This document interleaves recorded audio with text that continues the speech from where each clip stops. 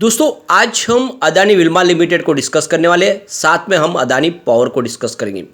यहाँ पे Adani Wilma limited से एक बड़ी अपडेट निकल के आ रही है।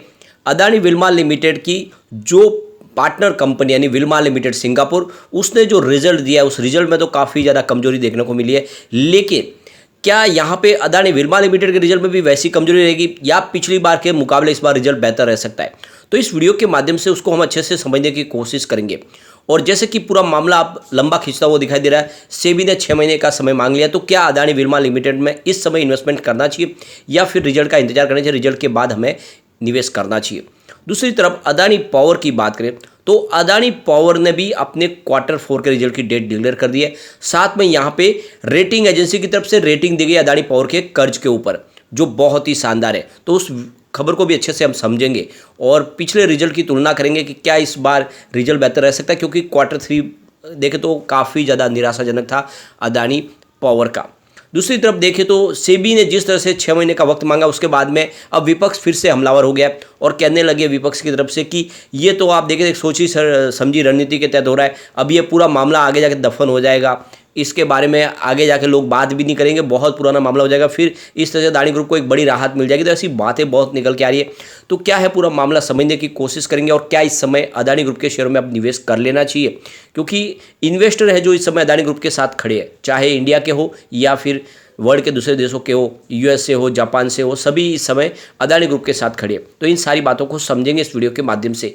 लेकिन फ्रेंड, उससे पहले अगर आप पहली बार हमारे चैनल पे आए तो चैनल को सब्सक्राइब कर दीजिए, एक बेल आइकॉन दबा दीजिए ताकि जब भी नया वीडियो बने पहला नोटिफिकेशन आपको मिले। वीडियो पसंद आए तो लाइक शेयर जरूर कीजिए। चलो फ्रेंड्स, वीडियो स्टार्ट करते हैं। मैं हूँ आपका दोस्त SB दवे और हमारे अपने चैनल ऑनलाइन कमाई में आपका बहुत बहुत स्वागत है। सबसे पहले अदानी विल्मा लिमिटेड की बात करें तो फ्राइडे के दिन क्लोजिंग 412 पर रही, 2.45% की तेजी के साथ में। सबसे अच्छी बात यह रही कि फ्राइडे को सभी शेयरों में ज़बरदस्त तेजी थी और इसके पीछे जो वजह बनी थी कि हॉलसेल कंपनी का जो कर्ज समय से पहले चुका है करीब $20 करोड़ का, उसने माहौल पॉजिटिव बनाया। अब यहाँ पे देख सकते हो कि अदानी विल्मा लिमिटेड ने अपने Q4 के रिजल्ट की डेट भी डिक्लेयर कर दी है। 3 मई यानी परसों हमारे सामने रिजल्ट होगा अदानी विल्मा लिमिटेड का। आज भी 2 कंपनियों के रिजल्ट आने वाले, जिसमें अदानी ग्रीन और NDTV शामिल है। अभी रिजल्ट आए नहीं, लेकिन जल्दी वो रिजल्ट भी आज हमारे सामने होंगे। और आप देख सकते हो कि अदानी विल्मा लिमिटेड भी हमें परसों रिजल्ट अपना देगा। इसके बीच में अगर आप देखें तो सिंगापुर लिस्टेड जो कंपनी है विल्मार ग्रुप इंटरनेशनल, उन्होंने जो अपना रिजल्ट दिया, देख सकते हो कि इसमें 24.1% की फर्स्ट क्वार्टर से लेके तो नेट प्रॉफिट में गिरावट देखने को मिली है। ड्रॉप पिछले क्वार्टर के मुकाबले 24% की गिरावट देखने को मिली है, जो एक तरह से निराशाजनक रिजल्ट रहा इस बार।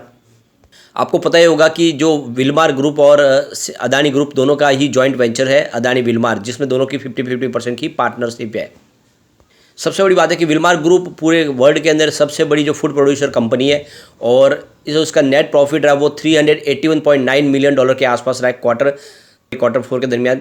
और पिछले साल सेम क्वार्टर में देखें तो ये $503.4 मिलियन के आसपास इनका प्रॉफिट था। तो गिरावट काफ़ी ज़्यादा हुई है, ये तो ईयर ऑन द बेसिस पे देख सकते हो कि इस बार प्रॉफिट गिरा है। और इसके पीछे वजह भी रही कि इन्फ्लेशन की प्रॉब्लम वर्ल्ड में बहुत ज़्यादा रही है। इसके अलावा देखें तो रशिया यूक्रेन का युद्ध भी चल रहा है। सारे का सारे जो इफेक्ट है FMCG सेक्टर को बहुत ज़्यादा दबाव में लेकर आए।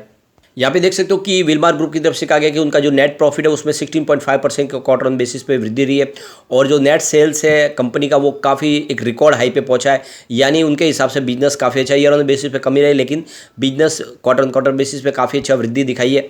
और देखना पड़ेगा कि अब रिजल्ट इसका किस तरह से रह सकता है, ये भी हमें जानना होगा। विल्मार की कमाई की बात करो 13.7 मिलियन डॉलर की जो कमाई है वो फीड और इंडस्ट्रियल प्रोडक्ट से हुई है और 15.2% का जंप देखने को मिल रहा है इसके पिछले क्वार्टर के मुकाबले। अब अगर हम यहाँ पे अदानी विल्मा लिमिटेड की बात करें तो बिजनेस पिछले एक साल में काफ़ी अच्छा बढ़ा है। दिसंबर 2021 में देख सकते हैं इनका 14,379 करोड़ के आसपास रेवेन्यू था, जो दिसंबर 2022 में बढ़ के 15,438 करोड़ के आसपास पहुँच गया। यानी पिछले एक साल में रेवेन्यू अच्छा खासा बढ़ते हुए दिखाई दे रहा है। ये आप देख सकते हो कि पिछले क्वार्टर के मुकाबले देखें या ईयर के मुकाबले देखें, दोनों तरफ से आपको रेवेन्यू बढ़ता हुआ दिखाई देगा। इसके अलावा अगर हम कंपनी के प्रॉफिट की बात करें तो दिसंबर 2021 में 211 करोड़ के आसपास प्रॉफिट था। सितंबर में यानी Q3 में प्रॉफिट में भारी गिरावट हुई, 48.76 करोड़ का ही प्रॉफिट मिला और प्रॉफिट 2 डिजिट में आ गया। लेकिन दिसंबर क्वार्टर में कंपनी ने शानदार बाउंस बैक दिया, करीब 246 करोड़ का शानदार प्रॉफिट मिला। तो ईयर ऑन बेसिस पे देखें या क्वार्टर ऑन क्वार्टर बेसिस पे तो प्रॉफिट बेहतर बढ़ा है और इस बार भी रिजल्ट शानदार रह सकता है। अब यहाँ पे हम अदानी पावर लिमिटेड की बात करें तो 224 पर क्लोजिंग दी 5% के अपर सर्किट के साथ में। और अब देख सकते हो कंपनी अपना रिजल्ट देने जा रही है, यानी Q4 का रिजल्ट 5 मई को हमारे सामने होगा और रिजल्ट बेहतर रहने की संभावना बनी हुई है। रिवेन्यू देख सकते हो दिसंबर 2021 में इनका 5361 करोड़ के आसपास था, जो दिसंबर 2022 में बढ़ के 7764 करोड़ के आसपास पहुंच गया, यानी पिछले एक साल में रिवेन्यू बढ़ा है। लेकिन प्रॉफिट में ज़बरदस्त गिरावट हुई। दिसंबर 2021 में 218 करोड़ का प्रॉफिट था, जो जून में बढ़ के 4780 करोड़ तक पहुंच गया था। लेकिन उसके बाद में दिसंबर में मात्र 8.77 करोड़ का ही प्रॉफिट हुआ, प्रॉफिट मात्र 1 डिजिट में आ गया। इस बार आंकड़े शानदार होने की संभावना बनी हुई है।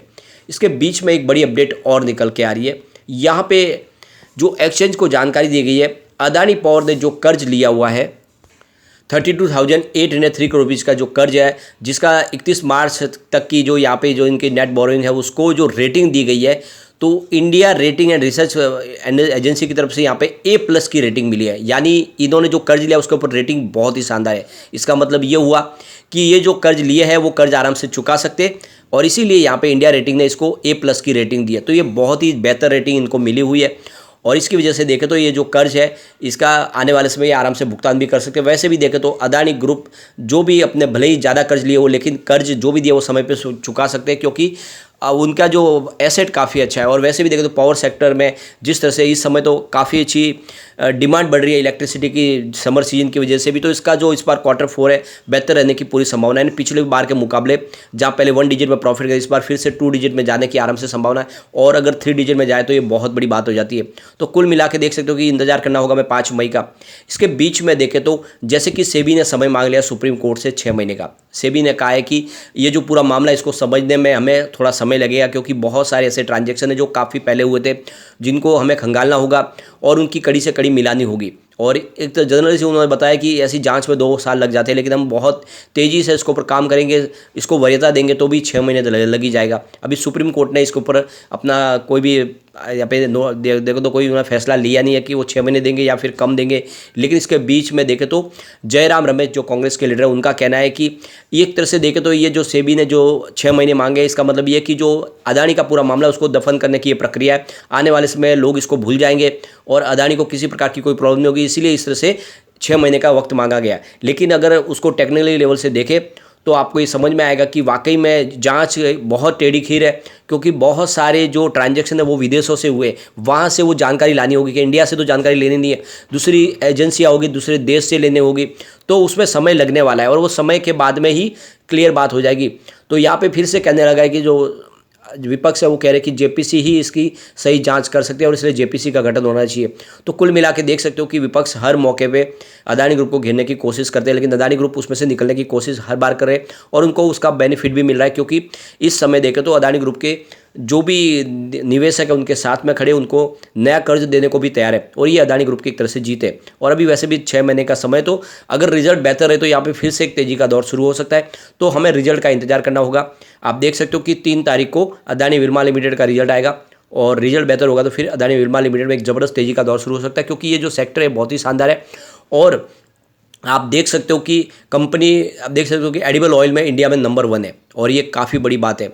दूसरी तरफ अगर अदानी पावर की बात करें तो इसका रिजल्ट भी 5 मई को हमारे सामने होगा, और आशा करते हैं कि रिजल्ट इस बार बेहतर होगा। रिजल्ट बेहतर होगा तो फिर से इसमें एक ज़बरदस्त तेजी का दौर शुरू होगा, क्योंकि प्राइस कोई ज़्यादा बड़ी नहीं है, ऊपर लेवल से अभी इस समय आधी कीमत में मिल रहा है, तो एक मौका समझ सकते हो कि इसमें तेजी का दौर शुरू हो सकता है। तो इसलिए इंतजार करना होगा रिजल्ट का। लेकिन फ्रेंड, कोई भी इन्वेस्टमेंट करने से पहले अपने फाइनेंशियल एडवाइजर से बारे ले ले या अपना खुद का रिसर्च करें, क्योंकि मैंने वीडियो आपके एजुकेशनल पर्पज़ के लिए ही बनाया। वीडियो पसंद आए तो लाइक से जरूर कीजिए और चैनल को सब्सक्राइब कर दीजिए। Thank you friend.